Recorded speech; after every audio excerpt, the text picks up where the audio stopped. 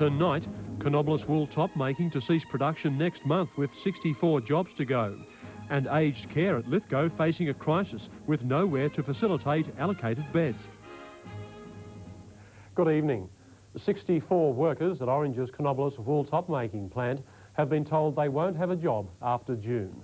The announcement made late this afternoon has resulted in calls for help from the federal government. After almost 30 years, Canobolas Wool Top is to close its doors on June 29, leaving an entire workforce of 64 without jobs. All staff, though, will be paid all their entitlements as per their certified agreement. It's a sad day for the management and the staff. The plant's Japanese parent company deciding to withdraw from the industry, staff were told this afternoon at the plant's shift change.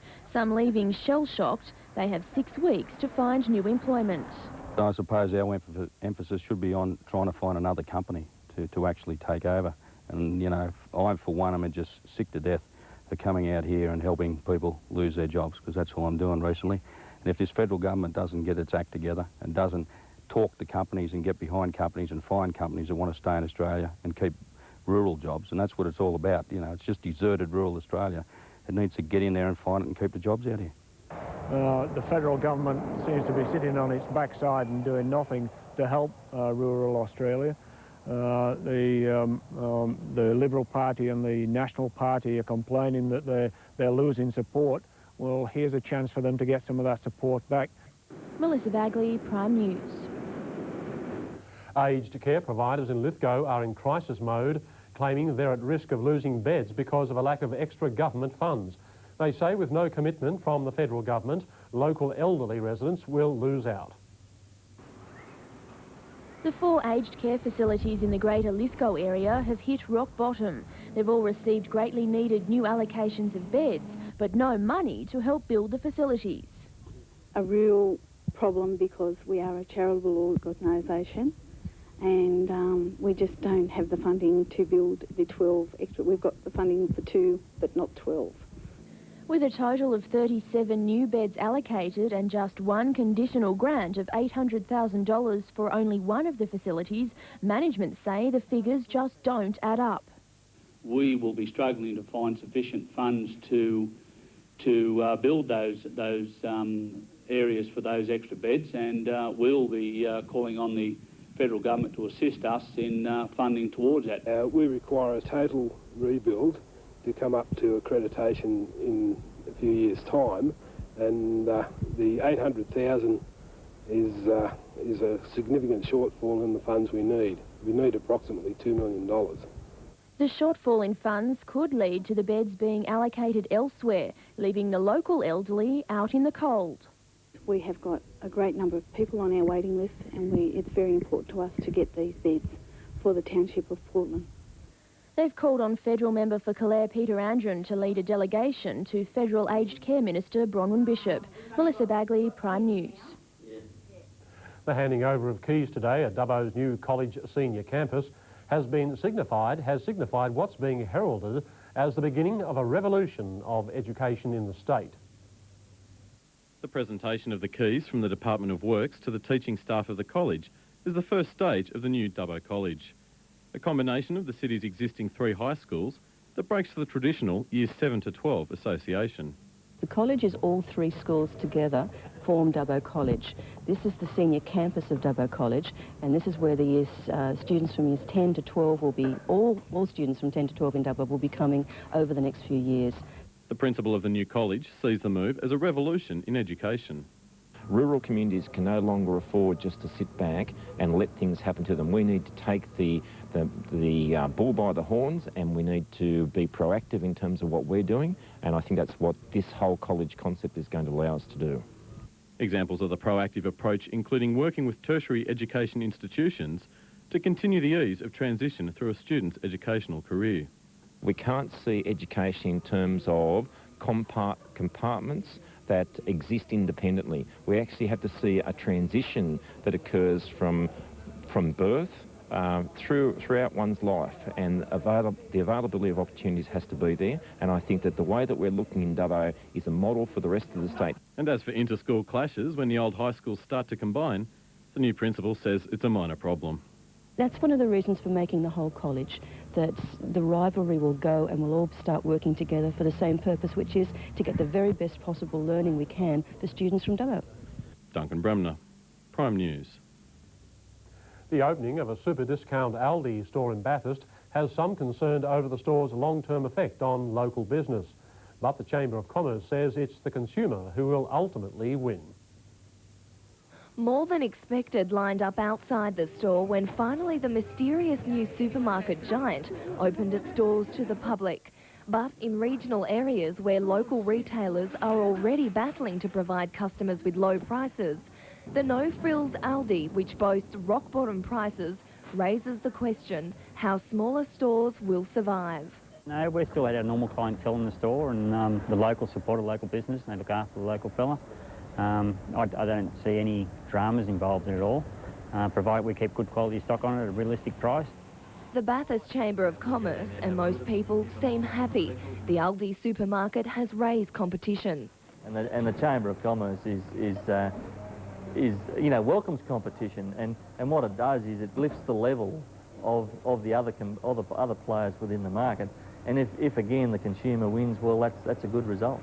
It'll provide good competition, I suppose. Oh, well, you can't beat competition. And I think that's what everything needs, no matter what you're in. But not all customers are impressed by the lowering of prices. I haven't been there, actually. The car park was full, so I decided to come here. They don't deal with credit cards. I just went in, you know, and just to give it a try.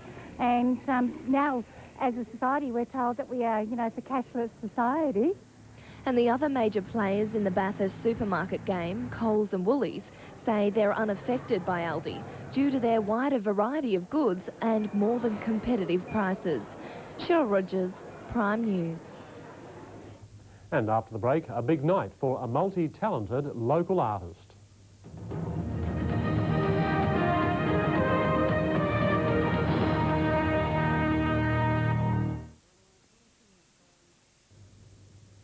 A local has been the big winner in this year's Real Estate Institute of New South Wales Awards for Excellence. Mudgee's Hugh Bateman, owner of the property shop, has won this year's Woodrow Waite Award, named after a former world-renowned real estate identity. It's the Institute's most prestigious award, not just for outstanding contribution to real estate practice, but to the community as well. It is important that people, particularly involved in the real estate industry, do become involved in their community, and I know that a lot of the agents in New South Wales do that. But I think it's also very, very good that the eyes are out behind the Blue Mountains looking at country areas and what agents do in the country areas for the community. Hugh, in fact, is well known throughout New South Wales for his high professional standards, from his business negotiations to his theatrical and engaging style of auctioneering. And then, what many others admire most about him, his unusual capacity to work for others in his own and unpaid time. Simply a case of sharing and working your time between your personal life, your business life and the community. And I guess mine, in many ways, has been prioritised towards the community, and I know that my family will be happy to see me home a little bit more often now, but it is primarily that you have a community mind, and I think that you are born with that. Hugh's family might well start seeing more of him, but it may be hard to ignore something you are born with. It's been revealed hundreds of regional residents have helped save a piece of Ned Kelly's armour, set to be sold off overseas. Responding to a subsequent petition, the government has stepped in to keep the steel breastplate in Australia. Ned Kelly's armour could be reassembled for the first time since his death after the government stepped in to stop his left shoulder plate heading from Australian shores. And it seems the Northeast can take a fair chunk of the credit. A petition sparked by Glenrowan historian Gary Dean and Liberal Indi candidate Sophie Panopoulos numbered 900 people. Victorians, especially in the northeast, want the armour to stay intact in Australia, to be on public viewing. The Bushrangers' reputedly blood-stained plate is expected to fetch in excess of $100,000 and was originally taken by the officer who wounded Kelly in the arm during his gang's last stand at Glenrowan in 1880. It's the only remaining piece of armour still in private hands, to be offered for sale through Christie's auction house, with buyers from the US and Ireland both expressing interest. The government invoking a rarely used power to refuse an export permit on the historic piece.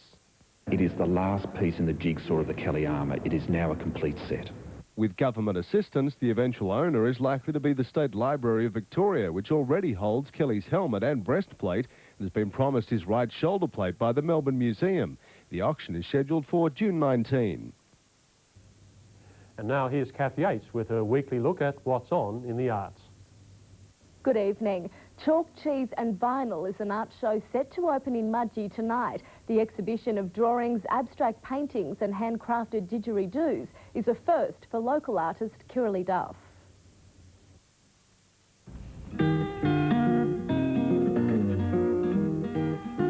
At first glance, it's difficult to tell whether these pictures are the work of a camera or an artist's pencil. Kirralie Duff capturing the finest detail in her portrait and wildlife drawing. A plain, simple expression can tell a lot about somebody. Like, there's one of a Wadabi tribesmen, and a lot of people actually think it's a female, and it's not, because it's just their culture. It's, you know, the roles are reversed. It's the men who are more into vanity and makeup and looking beautiful. The artist's respect and intrigue for other cultures a major influence. And while Kirralie has been drawing for most of her life, it's only in recent years she's experimented with colour, moving away from traditional portraiture to computer-generated and abstract paintings and drawings. I'd spent probably 16 years doing black and white, black and white, black and white, and I just sort of started noticing more and more art and really liked the more colourful, started to like the abstract art, which I never had before. I don't know, I think that was kind of a bit inspiring. I started looking at them and thinking, oh, I wish I'd done that. So sort of haven't stopped since, just try to keep doing more and more colours. Each day comes and, you know, I had an idea of what the finished product would be when I started out, and a lot of those pictures that I once imagined would be in it aren't. They never eventuated, and lots of different things have ended up in it, so you know, who knows where I'll keep going, where the next one will end up at.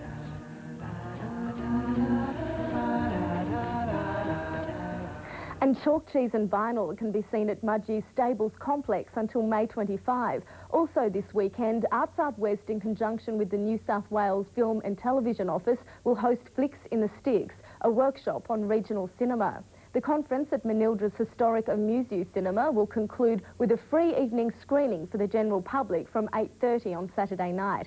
And that's all for tonight. I'll return with more regional arts news same time next week. And still to come, the weather details, but before that, Vanessa has sport. Thanks, John.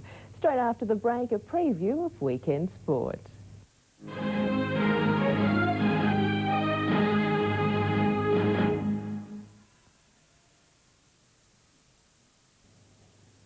In Group 10 League this weekend, St Pat's meet Lithgow Workies in a top-of-the-table clash.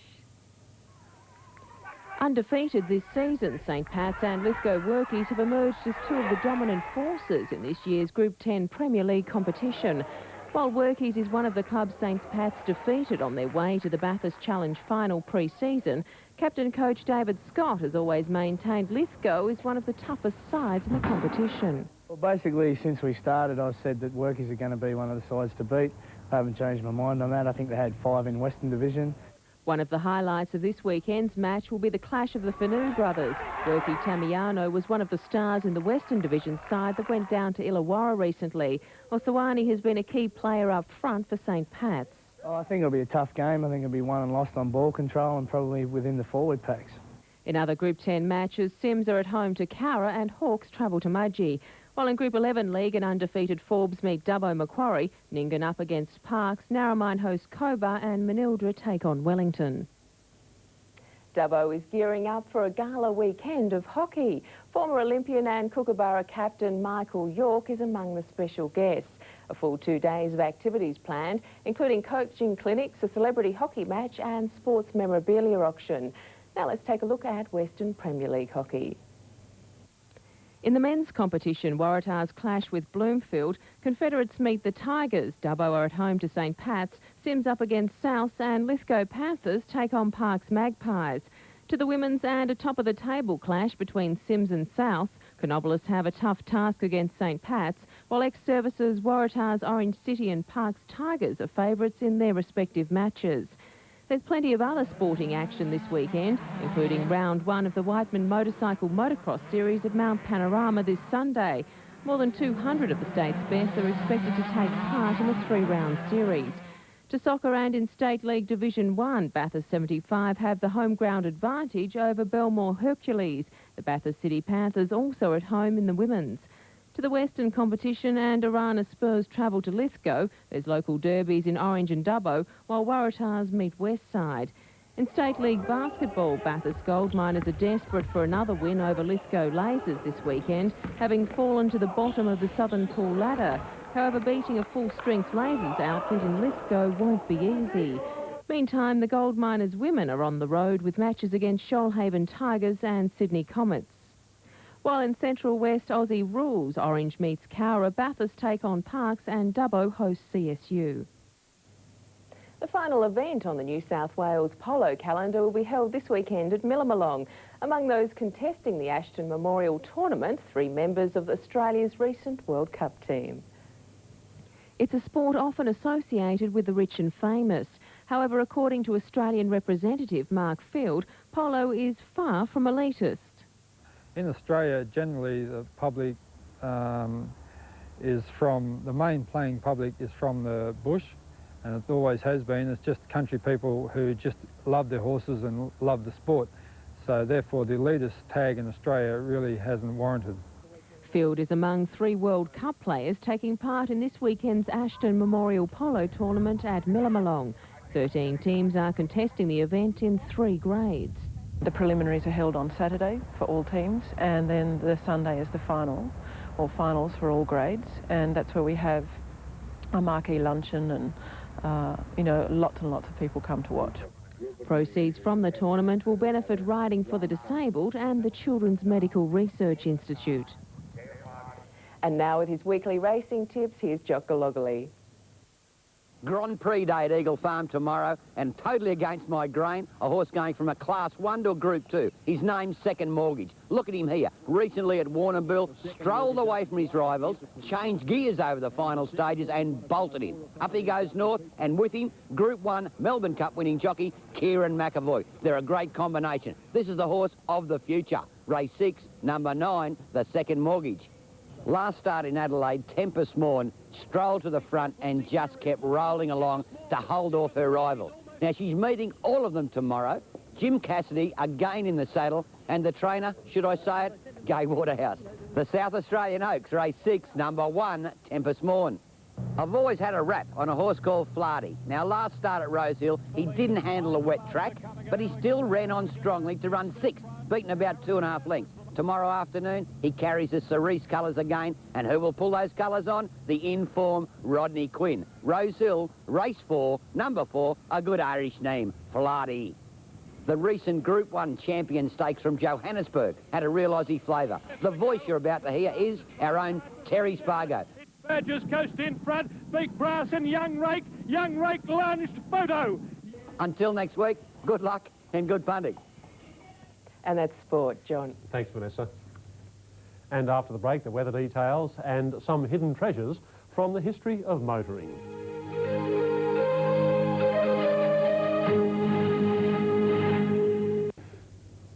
Well, cold it was. We had some below freezing temperatures around the region today.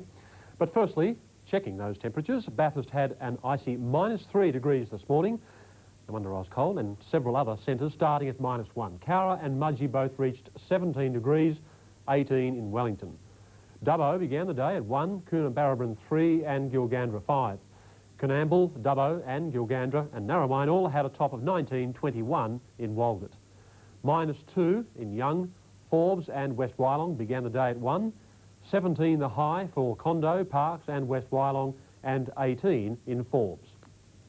Now onto the synoptic chart, and a high in the Bight is expected to remain stationary for the next few days, with cold air moving to the northeast, resulting in showers along the coast and ranges. Now, on the central tablelands, there will be some cloudy periods with isolated showers or drizzle in the east and the west, then fine, though partly cloudy tomorrow. Early frosts, then fine on Sunday, right through until Tuesday. 13 in Mudgee and 9 in Orange. On the central west slopes and plains, a fine, cool and cloudy day tomorrow, with similar conditions continuing through to Tuesday. Both Dubbo and Parkes to reach 15 degrees. A few early showers on the northwest slopes and plains, then clearing to a cool and partly cloudy day. Sunday fine and cool, Monday and Tuesday similar. Coonabarabran set to top at 14 tomorrow. Early fog and frost on the southwest slopes, but a fine day following. Sunday, Monday and Tuesday all looking much the same. A range of 2 to 15 degrees for Young tomorrow. An early shower or two on the upper western, then a cool and partly cloudy day. Cool to mild conditions for Sunday and the beginning of the week, a top of 13 for Cobar. And in Sydney, a few showers around tomorrow with a top of 17 in the city. Tonight's market report is brought to you by Dubbo Regional Livestock Markets, your quality assured markets, celebrating 50 years of progress. A light yarding of 970 fair to good quality cattle at Coonamble. Vealers sold nearly firm to a shade cheaper. Yearling steers to the trade were 4 or 5 cents cheaper. The few bullocks sold up to 6 cents cheaper, 142.6 cents the top price for cows, up to 520 kilos.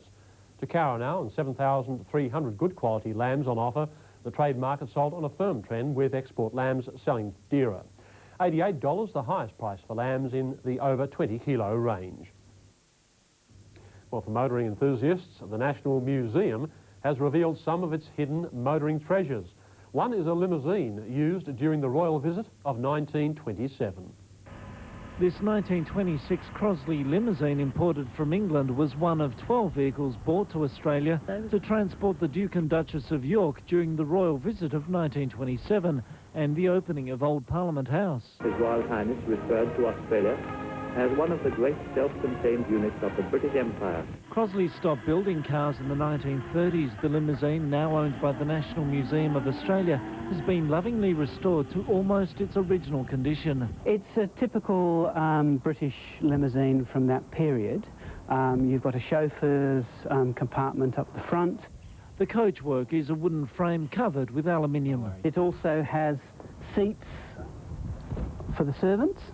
The museum has dozens of vintage and historic vehicles as part of its conservation program.